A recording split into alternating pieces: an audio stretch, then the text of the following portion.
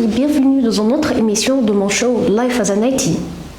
Aujourd'hui, on va parler sur un sujet crucial dans notre vie IT.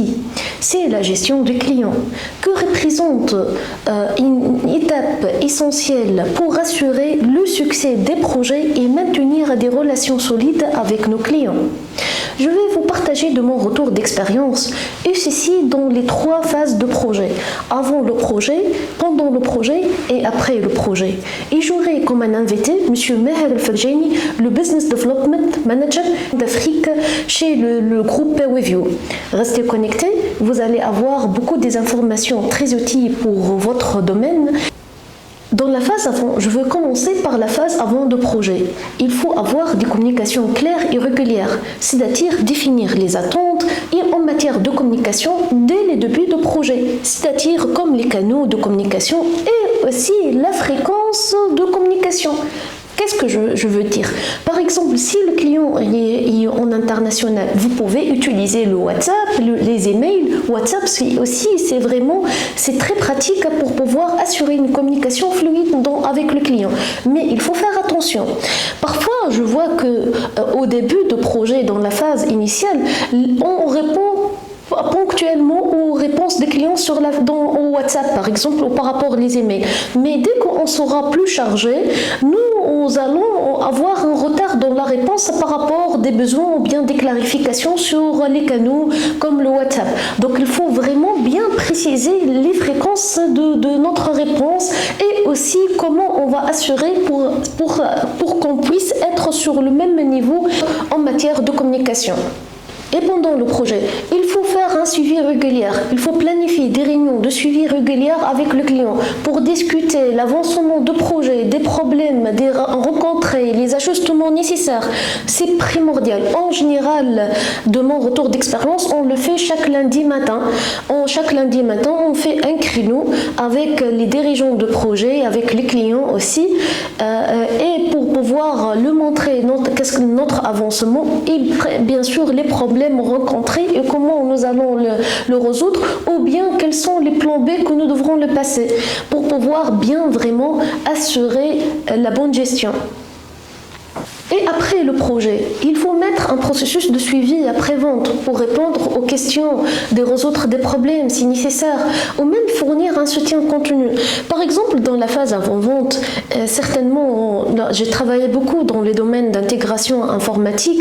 Donc, on travaille avec le client dès la détection de besoins sur la phase avant-vente et ensuite sur la phase d'intégration, la mise en place. Et après la clôture de projet, on passe vers notre projet.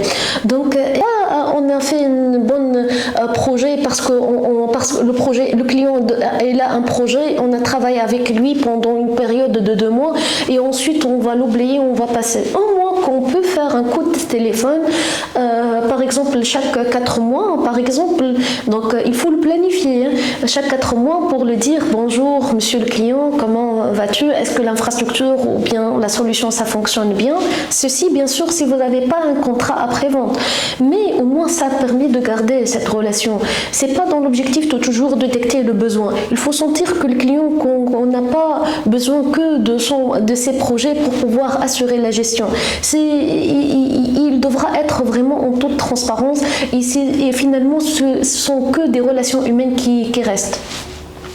Donc en appliquant ces recommandations, nous pouvons vraiment réaliser une bonne gestion de clients et assurer vraiment une relation durable tout le long de notre projet et ensuite même après notre projet. Bonjour et bienvenue dans mon show Life as an IT. Comme je vous promis, donc j'ai un invité très spécial, M. Meher El-Fadjani. C'est un ami et collègue. On a travaillé ensemble. Vraiment, elle est un success story par rapport à notre sujet. M. Meher El-Fadjani est le Business Development Manager sur l'Afrique du groupe PayWithYou. M. Meher, comment on peut assurer la bonne gestion de clients? Merci Yasmine, donc merci pour cette invitation, merci pour cette ambiance qui est très agréable. Ça nous permet d'exposer nos idées d'une manière assez claire. Donc ce que je vois par rapport à la gestion de la relation client, qui est une gestion très importante, parce que nous, en fait, l'objectif, c'est d'assurer tout ce qui est performance et tout ce qui est volume de vente.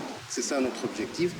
Donc ça passe par plusieurs phases. Ça passe par le volet de la prospection, qui est le volet le plus important et qui est coûteux par rapport à tout ce qui est investissement, par rapport à l'acquisition des clients. Ça passe par toute la phase de la production ou d'exploitation, c'est-à-dire la définition et l'exploitation, tout ce qui est réalisation des projets, etc. Et ça passe par la phase marketing et comment maintenir la relation du client. Et la dernière phase, on revient une autre fois vers le commercial pour maintenir cette relation, pour la développer, pour assurer un peu comment on peut l'assurer d'une manière continue et d'une manière qui est durable. Donc si on commence par la première phase, qui est la phase commerciale, qui est la plus importante, c'est la phase de la prospection. La phase de la prospection, pratiquement, on doit se baser sur l'écoute du client. Une écoute qui est proactive, c'est-à-dire l'erreur que font beaucoup de commerciaux, c'est qu'on expose ce qu'on fait, on n'est pas à l'écoute des clients parce que les clients, ils vous appellent par rapport à une problématique, donc on doit être à l'écoute de son besoin et après on répond avec nos produits entre guillemets parce que finalement on doit résoudre sa problématique, donc on doit répondre avec un service. Et cette phase, pourquoi elle est très importante? Parce qu'on n'a pas une deuxième occasion pour faire une première bonne impression. Donc il faut faire une très bonne première impression pour, entre guillemets, séduire le client et pour faire tout ce qui est facteur de différenciation par rapport aux autres. Pourquoi il veut travailler finalement avec toi et il ne travaille pas avec les autres.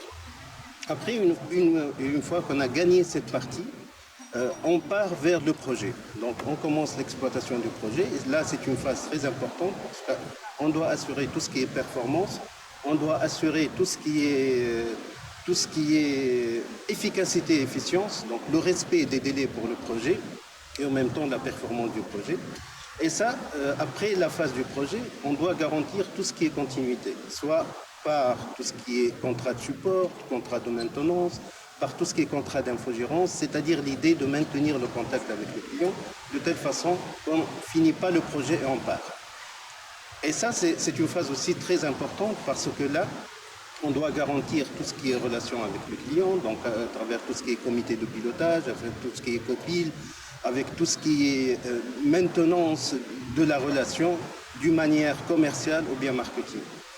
La troisième phase et la phase la plus importante, c'est la phase marketing, c'est-à-dire qu'on doit assurer un canal de relations spécifiques avec le client de telle façon qu'on essaye un peu de l'inviter dans des webinaires, de l'inviter dans des workshops, de s'investir avec lui, d'une part pour maintenir la relation et d'autre part parce que le client et surtout les techniciens et les DSI, ils veulent avoir toute cette partie d'évolution technologique. C'est-à-dire nous, on assure avec les webinaires, avec tout ce qui est workshop, etc., de maintenir cette montée en compétences, évolution technologique des clients et surtout des techniciens et DSI qui sont souvent dans des projets et n'ont pas assez de temps pour assurer cette partie-là. Et la dernière partie, on revient une autre fois vers le commercial parce que le commercial doit avoir une relation transversale avec le client de telle façon qu'il doit veiller que le client il est toujours entre guillemets, sous contrôle. Il l'appelle par des différents canaux, par le canal téléphonique, par des visites récurrentes, par tout ce qui est proactif. Il doit se positionner sur l'échelle de temps pour voir les besoins du client et on n'attend pas que les clients il exprime ses besoins, mais on essaie un peu d'être proactif par rapport à tout ce qui est besoin client. Une phase qui est la dernière phase, qui est assez importante aussi, de montrer au client comment montrer son insatisfaction, c'est-à-dire de lui montrer le canal de réclamation du service qualité pour dire voilà, si tu as un besoin, si tu es insatisfait, voilà le canal par lequel tu dois passer pour réclamer. Parce qu'un client, du moment qu'il réclame, il a besoin de toi. C'est comme la relation du couple, du moment qu'on a ce partage, qu'on discute, on peut maintenir la relation. Mais le silence, c'est le point pratiquement c'est le début de la mort de la relation. Donc on ne doit pas tomber dans ce silence-là avec le client parce que le client, s'il est insatisfait et ne réclame pas, on est pratiquement dans la phase de la séparation, dans la phase, tôt ou tard, il va te quitter. Oui, Donc on remarque que la gestion des clients, c'est tout un travail. C'est tout un travail à partir de le commercial, de l'équipe technique, de les directeurs, à chacun son tour de rôle pour pouvoir maintenir la relation des clients. Le commercial déjà et tout ce qui est phase de marketing, c'est toute une stratégie qu'on devra le mettre. Et aussi l'équipe technique qui est en train d'élaborer le projet, aussi il a un rôle important pour assurer la continuité d'activité. Donc l'ensemble de l'entreprise et l'équipe qui font partie pour donner le service devront être ensemble un travail d'équipe pour réussir la gestion et la bonne relation de clients. C'est ce que je peux le confirmer déjà. Exactement, Yasmine, exactement. Il faut multiplier les canaux par rapport aux clients, c'est-à-dire parce que souvent le client, il ne veut pas voir toujours les mêmes visages, c'est-à-dire le commercial, le technicien. Donc il faut multiplier les canaux de telle façon que le commercial, il a un jeu qui est assez transversal par rapport à toute la prestation. Le technicien, il doit garantir tout ce qui est contact direct, tout ce qui est écoute très sensible par rapport aux besoins du client, parce que c'est lui, il est en contact direct, il est en contact avec toute l'équipe, donc il peut remonter tout ce qui est satisfaction ou insatisfaction, les points d'amélioration, etc. Et par d'autres canaux comme le marketing, par les workshops qu'on a dit, les webinaires, même des petits cadeaux fin d'année, etc., pour maintenir toute cette relation et pour animer toute cette relation. Excellent, Meher. Vraiment une intervention de professionnel, ça prouve votre professionnalisme et votre réussite dans la vie professionnelle. Je suis très flatté, Yasmine, je te souhaite tout le succès. Je sais que le démarrage est toujours difficile, mais je te souhaite tout le succès. Grâce à votre support et à support de tout le monde, on va réussir tout le monde ensemble. Nous sommes toujours avec toi, Yasmine. Merci beaucoup. Bonne chance et bon succès. Merci beaucoup. Merci à tout le monde. J'espère que vous avez eu des informations très utiles. À très bientôt.